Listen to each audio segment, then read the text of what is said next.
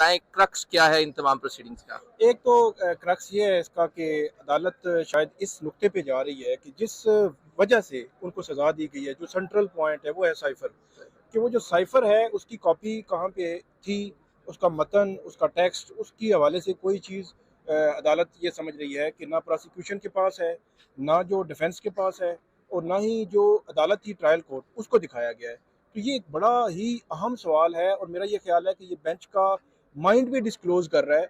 और फिर जो चीफ जस्टिस है उन्होंने जो बात की वो बहुत इंपॉर्टेंट थी कि ये सिविल नेचर का केस नहीं है, ये क्रिमिनल केस है। आपने इस केस की बुनियाद पर एक बंदे को 10 साल सजा दे दी है, तो उस सजा को जस्टिफाई आपने करना है। उन्होंने कहा कि आपका जो केस है साइफर, उसकी कॉपी रिकॉर्ड पे आप नहीं लाए, उसका टेक्स्ट आप रिकॉर्ड पे नहीं लाए।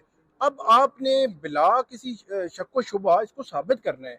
और जो शक का फायदा है हमेशा मुलजम को होता है कि इसमें अगर कोई लूप होल रह गया, कोई ऐसी चीज रह गई जिसको आप साबित ना कर सके, तो शक का फायदा तो मुलजम को होगा। फिर आखिर में जो बात की जो जस्टिस मियां गुल हसन औरंगजेब ने, वो बहुत इंपॉर्टेंट है।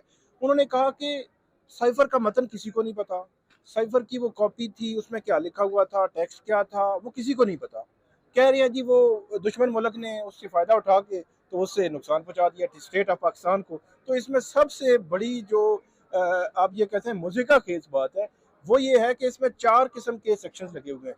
3 सेक्शंस में 2-2 साल सजा है। तो आपको पता है भाई साहब कि 3 सेक्शंस में अगर तीनों साबित हो जाए तो 2 साल, 2-2 साल सजा हो तो वो 2 साल कंसिडर होगी। यस, वो और जो कंकरेंट होती है। कंकरेंट होती है। और जो चौथा सेक्शन है, उसमें उन्होंने साबित करना है कि किसी दूसरे मुल्क ने वो साबित कर दिया हो, दूसरे मुल्क ने फ़ायदा उठाया और पाकिस्तान की स्टेट को नुकसान हो गया हो।